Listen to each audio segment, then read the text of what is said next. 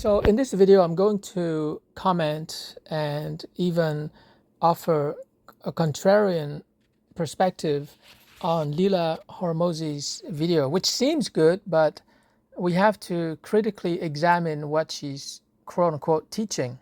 How do you get rich when you have nothing? Here are 10 rules of money that have made me a shitload of money and hopefully will make you a shitload of money too. Okay, so first of all, she's not mentioning any specific amount of money. Like when she says shitload, like it's not good, because if you're going to be a teacher, you want to be specific. So I can say, for example, that I can give a webinar teaching people specifically, not the rules. I'm actually going to tell them what I did step by step so that within 4 months, I generated over $100,000 in revenue by selling computer courses. So you got to be specific. If her goal is to be a teacher, she should be very specific instead of saying something like a shitload of money. But let's give her the benefit of the doubt. Starting with number one, you don't have to be smart to get rich. Now, I have an issue with that because when you look at the very smart people like Dr. Jordan Peterson, Elon Musk, those guys say that ever since they were kids, they've been reading one book a day or several books per day. Same thing with Tai Lopez, who apparently is worth anywhere from $50 million to $100 million. So when she says you don't have to be smart to be in business, I think what she means is you don't have to be smart to get started in business. But once you go into business, you got to read books. You got to find ways to get smarter and not remain at your current level of IQ or business IQ. I used to believe that you had to be smart and you had to be like from an Ivy League school or of some like crazy background in order to get rich. And that's kind of how I viewed it for a long time until I had a really interesting experience. It was back in 2016 and I was trying to make money with my first business. And I went to this meetup event. And I remember I was making like no money. So like I felt like I was like the odd man out there. I'm like, I'm just trying to learn from everybody. Like I don't have any ego in this. Like whatever I can learn, I will learn. I remember this guy went on stage. This is so mean, but like kind of an idiot. And he got up on stage and he was like, I haven't been able to break past like $400,000 a month. In that moment, my entire world shifted. I literally left the room and I called my dad and I was like, Dad, I will never, ever work a job again because I am smarter than that guy. There is no reason why I can't make the same money as him. And it was like the best thing that could have ever happened to me because what I realized is that making money is a game and you have to know how to play that game. And I'm going to take you through a 7-step. Okay, it's great that she mentions that business is a game, but I want to tell you how you can design a game.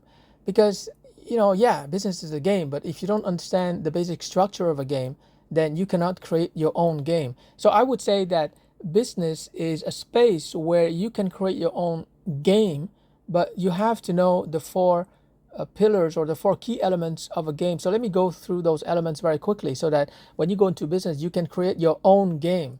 Okay, business is really a space where you create your own game. So number one is the scope. You've got to clearly define, the game that you're going to be playing. Like, so for example, if it's tennis, then we know that it's a tennis court.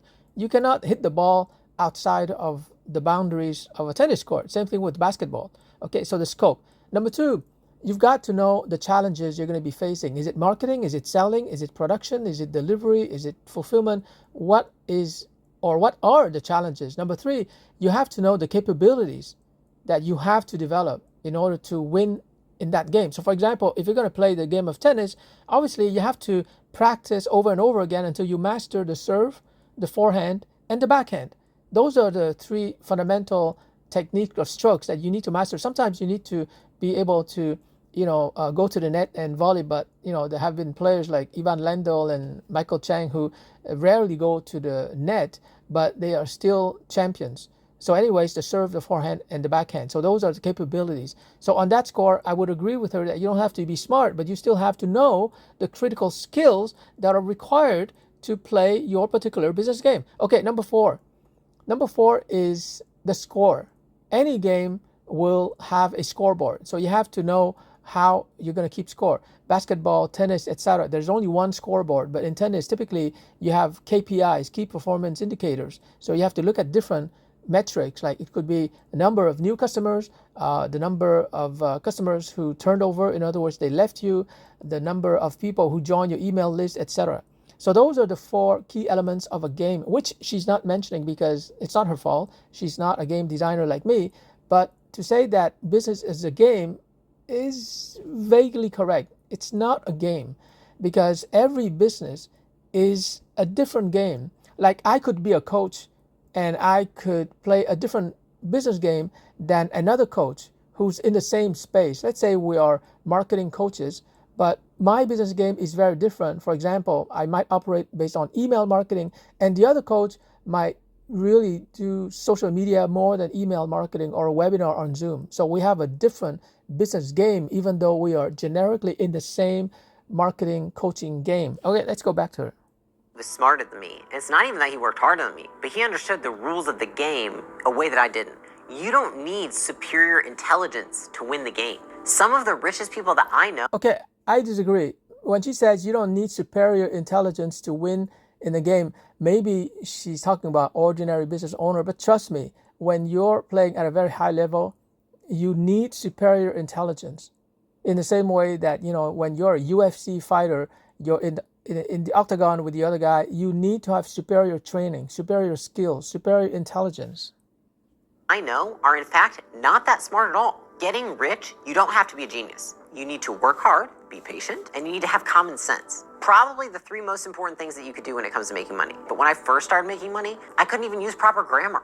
And that's really what led me to realize, being rich is not about having a high IQ. It's about making smart choices and sticking with them long enough to watch them pan out. You gotta be a little dumb. Because you know what I've realized about smart people? Is that super smart people usually miss out on opportunities because they see too much of the risks. When you're really smart, you only see all the risks that could occur. And so you actually pass up a lot of opportunities. Not being intelligent is actually to your advantage when it comes to making money because you'll take opportunities that others won't. And so it's not about how smart you are, it is about how smart you work. So the question is, are you willing to work hard? Can you make sound decisions? Can you wait? If you can do those 3 things, I promise you can make money.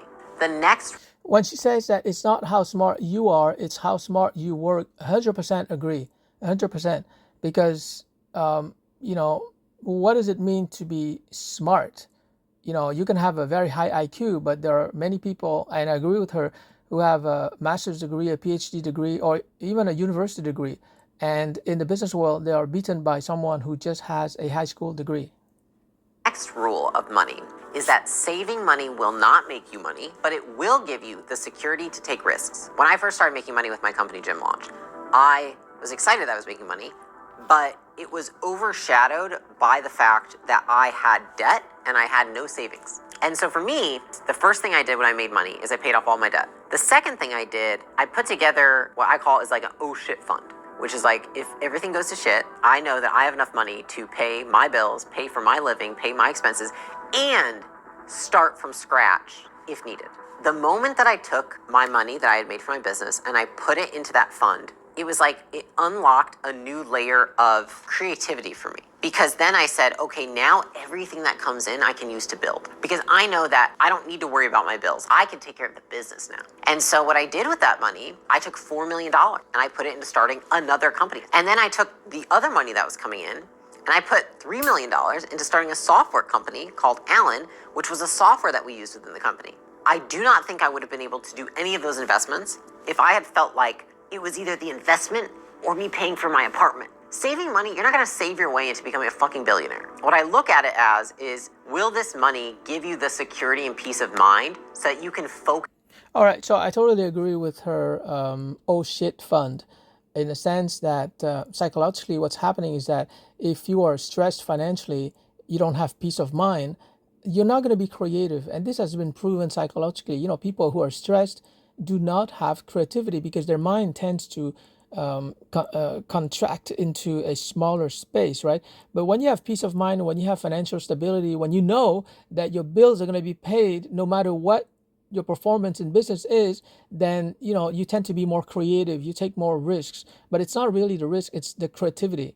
But when you're stressed about money, then you're not gonna be creative, and therefore you're not going to grow, you're not going to expand. So I totally agree with her. You've got to have like even a part-time job, you don't need to have a full-time job, unless you have a family to take care of, but you should have like, regular income from a job, from a freelance service that may have nothing to do with your business, but you just have to have a source of income that pays the bills. And what she doesn't mention, but I'm sure she would agree with me, is that you've got to be frugal. Okay, you've got to really look at your budget and start to spend less and less. This is what I did, by the way. That's why I'm financially free today. Like I don't eat in expensive restaurants all the time, except when I'm dating, of course. Uh, but I live a very simple life. I don't buy things like designer clothes that I don't need. Buying designer clothes, that's for stupid people. Seriously, like why would you pay more for branded clothing? Anyways, so you have to be frugal, and I agree with her. You got to save money because you have a baby now. A new business is like a baby, right? You got to take care of your baby, and you've got to have a regular source of income and not be stressed financially. Focus all of your attention onto just making money. And what it did for me, it created a space for me to take risks. And making more money does require you to take risks. Just like you start a business and you have to invest some amount of money, time, resources. If you want to keep growing a business, you're going to have to keep doing that. And how do you figure out what nice is that for me, I had to create that space for myself by making sure that I knew that no matter what happened, I would be taken care of. So it's not about living below your means. It's about creating the means to take risks. So savings won't make you wealthy, but they will give you the security to step out and take opportunities that might. The next rule of making money is that you make no money for a significant period of time, and then you make all of the money at once. The way that you get rich is you put in a fuck ton of work without seeing the result of it. The first 2 years of me building my business, I didn't just not make money. I lost money. And then Okay, this is really, really annoying to me because she's using the wrong words. Okay, like when she says at the beginning, the 10 rules of money, this is not a rule. This might be something, a phenomenon, but it's not a rule. A rule, like to be accurate, a rule is like something you obey. It's like the law. You operate within that rule, and you check your decision making to make sure that you follow the rules. That's what a rule is. So she's using the wrong word. one day I made a fuck ton of money and people were like, wow, you got so lucky. But it's not that you get lucky. It's called the Dunning-Kruger effect, which is essentially people overestimate their ability to do something. If you didn't overestimate it, you wouldn't start doing it in the first place. You quickly realize that it's hard and you suck at it. But then if you stick with it, knowing that you fucking suck and it is hard, eventually you get better. No. Okay? You can stick with something and you're not going to get better eventually. It doesn't happen like that. Like she doesn't know about expert performance. She doesn't know about, sports, and she probably knows, but the way that she's teaching is not correct. It's not by sticking with something that automatically you're going to get better. No, you've got to, yes, stick with it, but you've got to get feedback from customers, from your investors, from people who have a stake in your success. Even your employees, they want you to succeed, right? So they're going to give you blunt feedback. So it's not by sticking with something that automatically you're going to get better. It doesn't work like that. Better, and then one day you've stacked enough skills that you see the benefits or the reward for all the work you've put in. This is what every person goes through when they are trying something new to make money, to build a business, whatever it might be. So, for example, when I was starting my first business, I started and I was like, this is gonna be easy. I know what I'm doing, all this stuff. And then you realize, oh my God, I actually suck. But I didn't stop. I can't lose if I don't stop, but I know I will lose if I stop. And then one day, 2 years in, when I'm thinking nothing can get worse and we're definitely gonna go into bankruptcy, it all clicks. We went from $0 to $7 million in 6 months, and from $0 to $27 million in 2.5 years. And that is called the Dunning-Kruger effect. Because during that period of time when I felt terrible, that is when I accumulated all the skills to make money that nobody and nothing can ever take from me. And if you are trying to make money, I want you to know that you can't skip that. You cannot skip the hard shit that it takes to get to the other side. Learning never goes to waste. Skills only compound. But you have to stick it out long enough to watch them compound.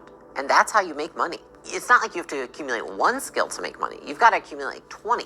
This is the nature. Well, I don't necessarily disagree, but it looks like she's advocating a method of learning that is very individual. Like she doesn't mention coaches, she doesn't mention modeling after successful people, because if you model after successful people, you don't have to suffer that much. You just look at successful people, what they do, how they think, how they speak, how they behave, how they, how they motivate themselves, what their habits and practices are. You just copy successful people. But the way that she's, putting it out there is like as if you're going about it on your own, and you're gonna fail, and you gotta stick to it until you succeed. But it's not an individual affair, and this relates to what she said at the beginning. You don't have to be smart. I totally disagree.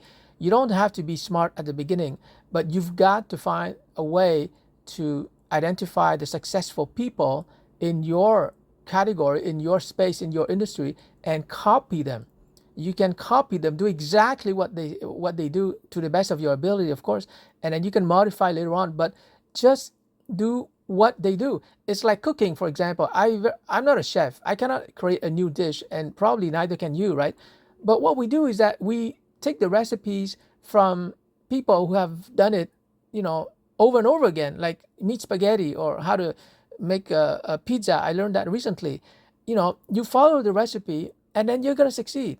But to follow the recipe, you've got to learn from someone who has succeeded, not from academics in colleges and universities, but learn from someone who has succeeded. And that way you become instantly smart, because you know exactly how to do what the smart and successful person did. Nature of exponential growth. You work really hard and get very small results for a period of time. And then everything accelerates and it all happens all at once. Okay, what she doesn't mention, because it sounds like magic, you work hard and nothing happens. No, something happens, but you've got to identify what happens. And what happens, even though you're not making money, what happens is that you're creating work methods, the procedures, you're creating the infrastructure, you're setting up your workstation, you're creating, and this is very important, you're creating assets like a brand, right? A name, a reputation, you're creating goodwill, you're creating authority. People begin to trust you. So it's not like you're working hard and you're not making money. No, you're not making money, but you're making something, which is not money, but it is a precursor to money. It is the foundation for making money later on.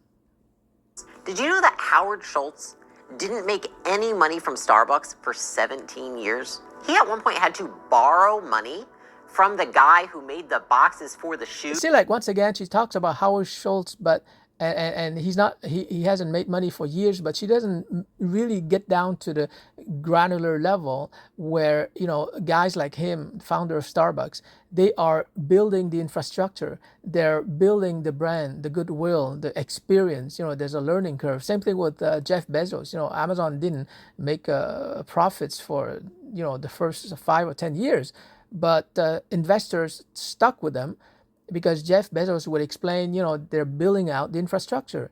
So I appreciate what she's trying to convey, but oftentimes you have people who are very successful like Leila, but they're not good teachers. They have never developed a course, and so they're just sharing principles, and all of the things that she's mentioning, I've heard it somewhere else, so it's not original. But somehow you have the impression, okay, this lady is successful, I'm going to listen to what she says, but she's not a good teacher. Like, I'm sorry, but she's not a good teacher. She's not going down to the granular level, but it's not her fault. She's not a professional teacher. Anyways, let's go back. Shoes to pay payroll. What if I told you that Nobody wants to talk about the fact that it's actually hard if you want to build something sustainable. The more money you want to make, the more periods of times that you're going to have to go through where you don't see the fruits of your labor. The reason a lot of people don't make a lot of money is because they don't know how to delay gratification. Okay, I don't disagree, but she's talking a lot about money. But what you have to understand, and I'm surprised that as a businesswoman, she's not talking about this explicitly, even though it's something that investors will immediately talk about. And it's the idea of an asset. Like I said before, you don't look at the money itself only. The money is just the inevitable result of your business model and how you run and create new assets. Okay. I hope she's going to mention the idea of an asset, which could be like copyrighted material. It could be a proprietary technology. And by the way, she mentioned that she started a software company, so she understands that idea, intellectual property and software and all of that. An asset can be your brand, the goodwill you've generated in your target market. It could be your network of partners. So the idea of an asset is more important than money. And just to drive home that point, think about the following analogy. An asset is like a cow, and the money you're making from the asset is like the milk you're getting from the cow. So of course she's going to talk about the money because that's milk, right? Everyone understands milk and money. But she doesn't talk about the complexity of creating an asset like a cow. But that's what entrepreneurs should be focusing on, because when you're an employee, you don't care about assets. That's the employer's problem. When you're an employee, you put in the work and you get a paycheck. That's it. You get your paycheck, you go home. But when you're a business owner, you've got to focus on creating or acquiring assets. That's more important than money. The reason I know that I will make $1 billion is because I know that I can delay gratification. I can build something that will for sure make $1 billion. Okay, so my take on this is that it's a little bit, it's very subtle, because when she says delay gratification, I don't really delay gratification because I find joy in what I do, right? So I'm not sure that delaying gratification is the right word. Like, for example, people who are into bodybuilding and they go to the gym every day, would you say that they are delaying the gratification of sitting at home and watching a Netflix movie? No, because in some weird way, they enjoy being at the gym. They enjoy flexing their muscles. They enjoy, keeping track of their progress. So it's not so much that you're delaying gratification. They are being gratified, but in a way that is more, how shall I put it? That is not physiological. That is really more related to a sense of well-being. Like, for example, in my case, I began like 3 months ago, intermittent fasting. I'm not delaying eating pizza and chocolates. No, I choose something that is even better, which is to fast for 16 hours so that I can gain control of my weight. And I've done that very successfully. So I'm not sure that, delaying gratification is the right word. I maybe something more accurate would be you delay the low value gratification, but you focus on the high value gratification. Because I know how to wait. A lot of people want to make it now. And the reason that they won't make more money is because they're so fixated on making it sooner. But if you can get through that period of eating shit, you will make more money than everyone else. But you see, like she says, like she doesn't mention asset, but it's the right mindset. When she says that, you delay the making money now because you know that you have to put in the effort so that later on you can make more money in a way that is sustainable. So she is really talking about building assets that will allow you to make money in the long term in a way that is sustainable. Everyone else. The next rule is that money always chases the best. When you're good, you chase money. When you're excellent, money chases you. I remember. That's true. I agree with that. But even when you're excellent, how can you say that money chases you? You still have to be out there, right? You have Grant Cardone. He's a pretty good sales trainer. You have, like athletes who are very good, but they still have to manage their brand. They still have to be out there so that other people can be attracted. So, I don't like very much the binary distinction, between chasing money and, having money chase you. I think in both cases, you have to be visible. Visibility is marketing job number one. So whether you're good or whether you're great and excellent, you still have to be visible. But I agree with her general point that when you're just good, then you have to market yourself aggressively. But when you're truly excellent, you market yourself, but you don't have to put too much effort into it, because you just show up and you show your achievements and you show your ranking, and people will generally, they will try to get you, whether we're talking about sponsors for top athletes or whether we're talking about investors who are chasing stellar serial entrepreneurs. You just have to show up and they're gonna try to get you. They're gonna try to go into business with you. In other words, when you're good, you have to be a good negotiator, right? But when you're great, when you're excellent, you just show up and you know that you have the power. So when you're sitting at the negotiation table, you know you have the power because, there might be 100 people who are good in your field, but there's only one person in your field who is great, and therefore excellence is like a monopoly. When you're excellent and you're number one, everybody wants you, and therefore you know that you have the power. I remember when I was first trying to make money as a personal trainer, I didn't know how to get clients. And I saw people that I was working with, and I just saw that they had unending clients. And I was like, how is it that they have so many clients and I don't? And by the way, I repeatedly mentioned assets, and that's exactly what I'm doing right now. I'm using Leila's video to drive me to verbalize my thinking. And there's a lot of ideas that I mentioned in this video that I would never have verbalized if it wasn't for Leila. So I have to be grateful to her. But I'm actually practicing what I'm preaching. I'm telling you that this video is an asset because once I upload this video on Notebook LM, it's going to generate a video and audio and 4 different documents for me.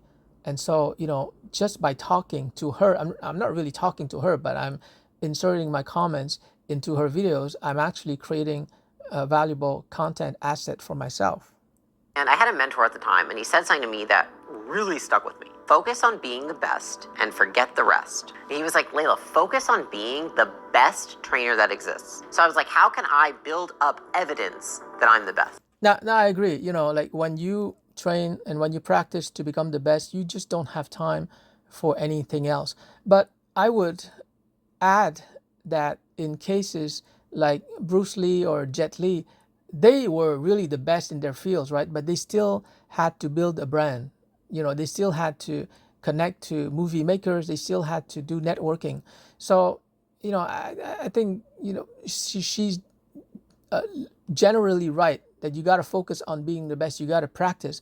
But at some point, you're so good, you're so near the top of your game that you should start networking and building relationships, because relationships cannot be built overnight.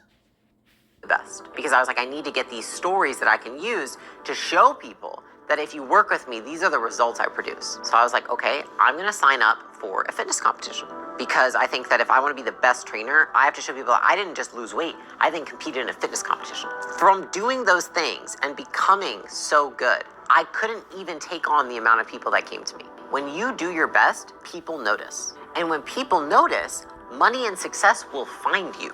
But it starts with being the best. It doesn't start with trying to accumulate money. It starts with trying to be excellent, because money is attracted to value, and excellence in any field creates value that people are willing to pay a lot of money for. If you are a celebrity personal trainer that has gotten, let's just say, Kim Kardashian into tip-top shape, and you've shown a transformation where she's lost 30 pounds and gotten a six-pack and ripped, versus a personal trainer that works at the YMCA and doesn't have any testimonials from clients. Sorry to interrupt, Leila.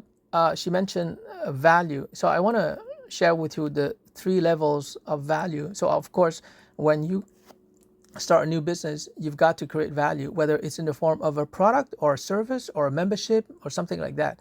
It's got to be valuable. And you know that what you're doing is valuable because when you talk to people about it, they will tell you, can I pay by cash or credit card? They know value when they see it, right? And if you have to, go into a long sales pitch before they understand your value, that's not good. You got to go back to the drafting table and redesign your value. It's got to be clear. Like, for example, my calligraphy video course promises people they're going to become very proficient in calligraphy within 10 hours because my calligraphy video course has 10 hours. So when they follow with me while I teach through video, they're going to become very proficient in italic calligraphy in 10 hours. So that's the value I promise. So that's the first level. The second level of value is that you might offer value to your customers, but your customers don't just look at you. They're in your target marketplace industry. So they're going to look at your competition. So your value has to be differentiated. It has to be different from your competition. And that's one thing that I love about Steve Jobs. He always told his team, our job is not to be better than a competition. Our job is to be different. Because what happens when you're trying to do better is that you're playing the game that your competitors are playing. So you try to be better than them and they try to be better than you. So you're involved in a race. You're going to be stuck in a race.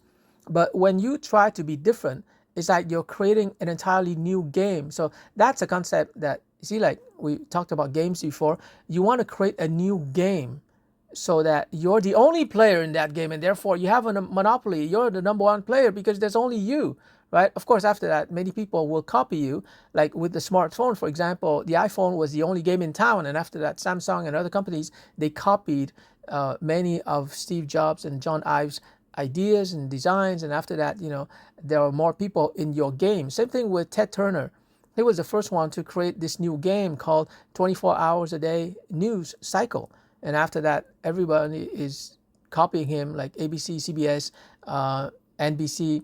They have through YouTube, they have 24 hours a day news cycles, right? But you got to be the first to design that game. Same thing with Tesla, for example. Nobody thought that EVs would be so popular. Now everyone is copying Elon Musk, right? So that's what I mean when I say that you gotta be different. So that's the second level. Your value has to be differentiated from other people. It should even be different than other people. So for example, many people are teaching calligraphy online and they're selling a video course, but I go beyond that. I sell a video course to teach people calligraphy, but I also set up a membership site where people can watch me in a Zoom session. They can ask me to perform certain, calligraphic letters or certain styles, and I would do it right in front of them, and they can submit a video of their calligraphy so I can give them feedback. So I go way beyond what other calligraphy teachers are doing. Okay, so that's level 2. Level 3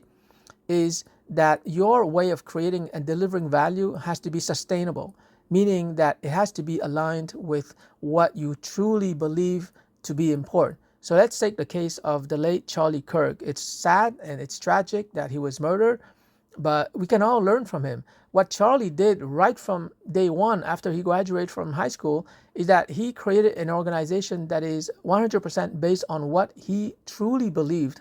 Like he believed in the Bible, the teachings of Jesus Christ, etc. And that was the foundation for Turning Point USA. So you've got to somehow align your organization, your business with your mission, your purpose on this planet.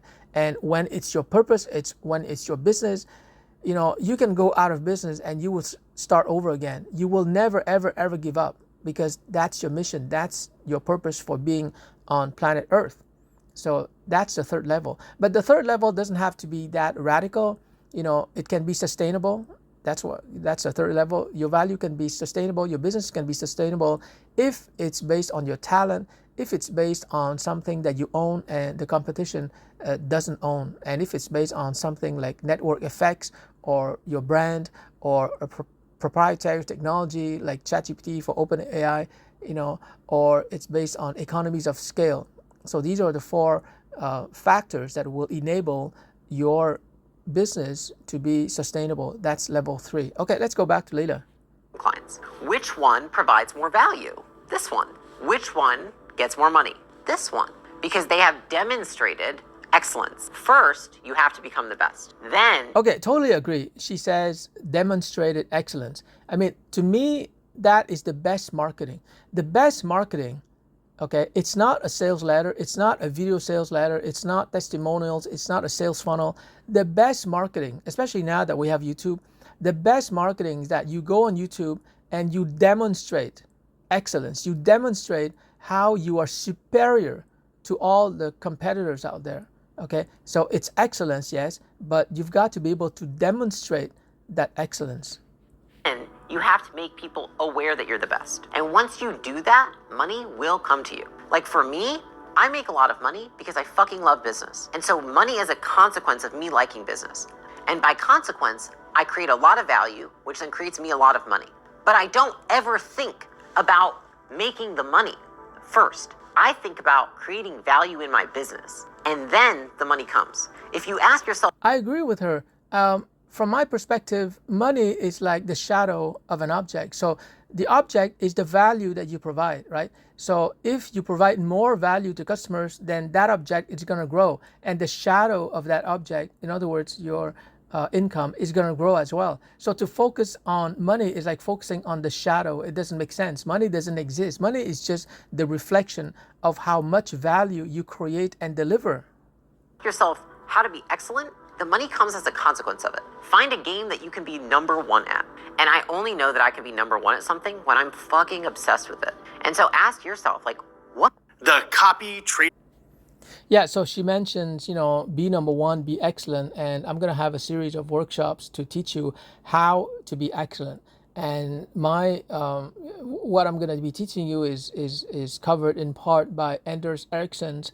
Unfortunately he died, but he was a top expert, and he wrote the handbook, the Cambridge Handbook of Expertise and Expert Performances. And this is really a book that is selling for, I think, over $100, and it's worth reading that book. Anyways, it's free online, but it's where Anders Ericsson is tapping into researchers who studied excellence, whether it's playing the piano, whether it's chess players, whether it's athletic competitions. Like, he really studied the mechanics behind experts and how they became truly experts.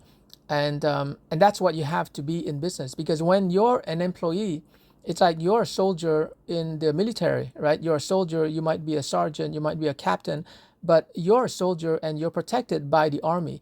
But when you go into business, you have to be like a warrior. There's no army around you. And so the only thing that will protect you is your skill as a warrior. It's your excellence. But to become excellent, to become an expert, it's a whole science, okay? And to my knowledge, Anders Ericsson is the only one who spent his entire life studying excellence, how to become excellent. And I'm really surprised that so many people, don't read that book. It's the one book that I believe parents should buy for their kids, because it doesn't matter, whether your kid wants to go into healthcare, become a doctor, become a piano player, musician, a painter, an actor. It doesn't matter what field you get into, you want to become number one. And I think that's something that Leila and her husband, Alex, they're really, really focused on. They're obsessed about it. But obsession is not enough. You can be obsessed about something, but not become the best. You need the science. You need to become smart about how people become the number one player in their field. And the book by Anders Ericsson is going to help you to become smart. So that's why I disagreed with her at the beginning when she said you don't have to be smart to succeed in business. I think what she meant was you don't have to be smart to get started in business. But when you have stepped into business, it's like stepping into the octagon, the UFC, Ultimate Fighting Championship. You have no choice but to become super smart really fast, because they're going to kill you. They're going to kick your ass, right? Excuse my French. But, you don't have to be smart to get started. But after that, you have to find a way to become super smart really fast. And play that game. Because if you do that, the money will follow. The next rule is that learn how to make money while you're awake before you try to make money while you sleep. When I first started my business gym launch, I had a guy come to me and he was like, Leila, I see that you're making money, and that's amazing. He's like, but you need to learn how to make money while you sleep. And I was like, make money while I sleep? That sounds fucking great. Because I'm out there, I'm fucking busting my ass every day. What's the secret? So this guy's like, yeah, let me tell you about real estate. And actually, I have this little business where, I will essentially buy this real estate for you. And then you're just gonna get passive money that it generates each month from the renters. I was like, sure, let's do it. We buy this rinky-dink house. I was all excited. I was like, this is it. Maybe instead of having like a real business, we're gonna get into like real estate. We're gonna be real estate investors. Oh man, was I fucking wrong. We buy this house. This fucking house was the bane of my fucking existence. This house was more work than I could have ever imagined. Because they didn't tell me I'm gonna have to manage tenants. I was liable for all these things that were happening with the home. I didn't know that property management companies could drop your account and then you had to be the one to manage the property. Okay, I gotta stop her here. I don't have a problem when she uses the F word, but you have to be careful. When people use emotional words like that, it could be because they don't know, or how can I put this charitably? They want to convince you, but they don't have the facts. So they're gonna tell you something like, "I was fucking great." Yeah, but come on, you're a teacher. You're not supposed to use that language, and that language is not really instructive. It's not providing any value. Anyways, that's just my opinion. All things that I didn't know. That house took me almost a year to get rid of, and it cost me $20,000. Just like building a business takes skills, so does picking the right opportunities to invest in. Investing itself is a skill. So if you want to make money while you sleep, that is a skill of its own that you also have to learn. And I can tell you as somebody who has made not hundreds, but tens on tens of investments, because I don't do tiny investments, I typically do sizable ones. That is a skill on its own. There are more transferable skills from learning how to actively make money. Okay, so this has nothing to do with what she just said, but it's about, when you evaluate teachers like her, obviously she's very inspirational, and you should watch her videos and get pumped up.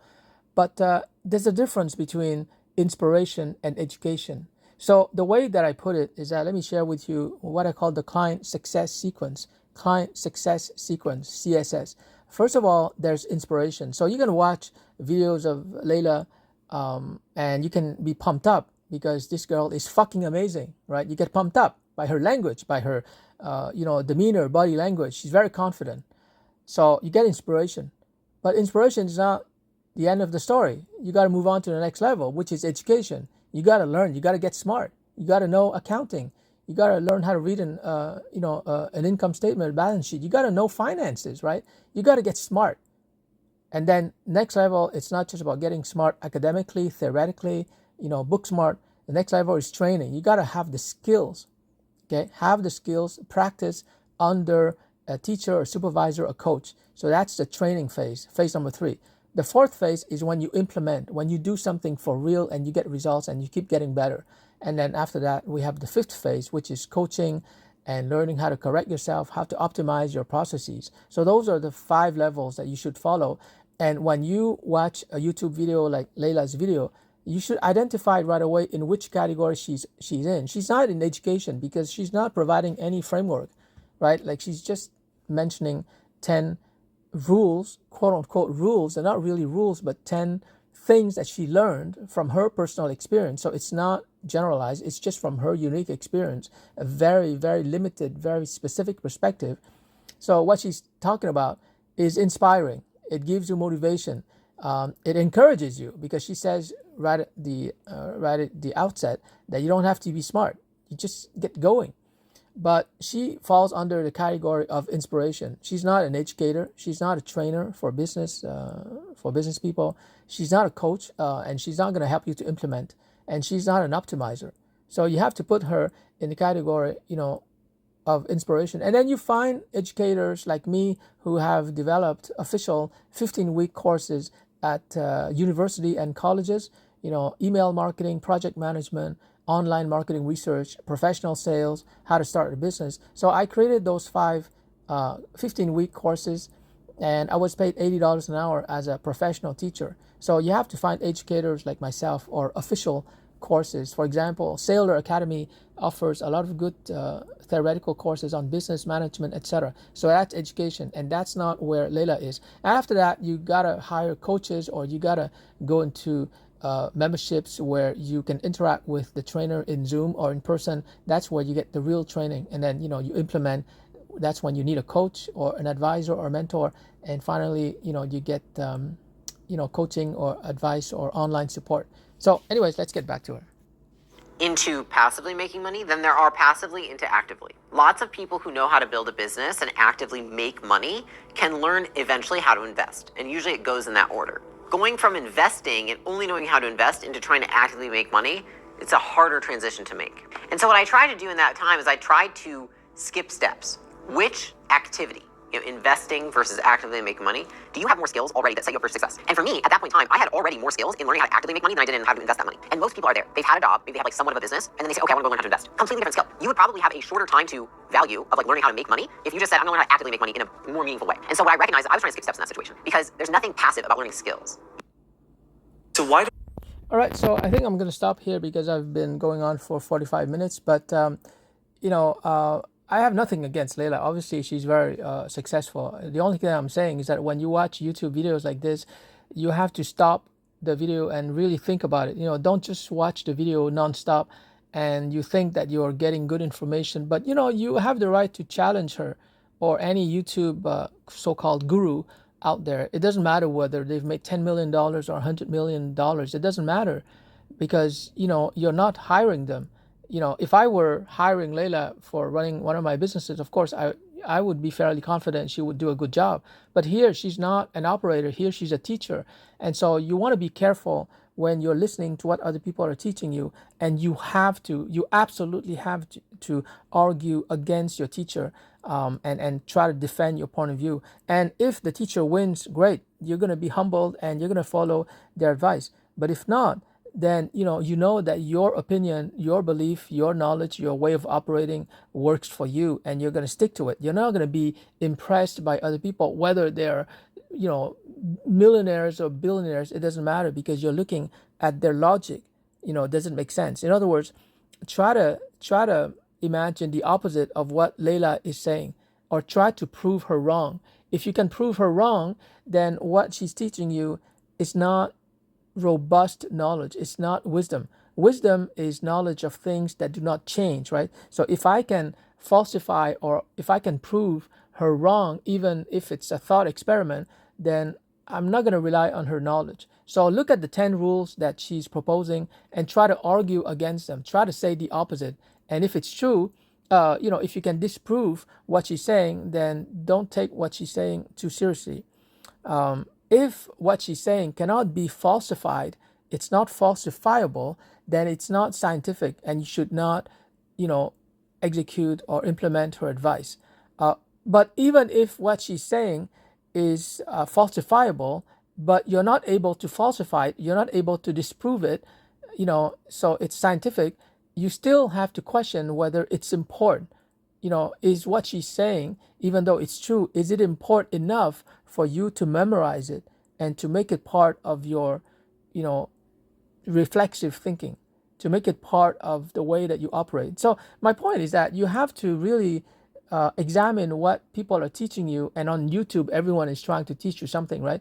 You have to examine what they're saying critically, and not just sit back and think, okay, this lady is running a company, hundreds of millions of dollars, and therefore I'm just going to forget about my own judgment. I'm just going to be spoon-fed by whatever she tells me. I don't agree with a lot of things she tells me, but a lot of the other things she says, it's quite true.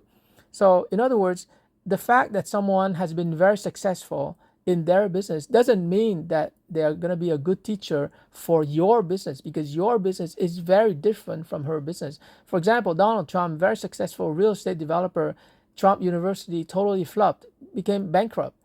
How do you account for that, right? Or Elon Musk, smartest man, probably smartest entrepreneur in the world, richest man, he doesn't have a school, he doesn't teach, because that's not his game.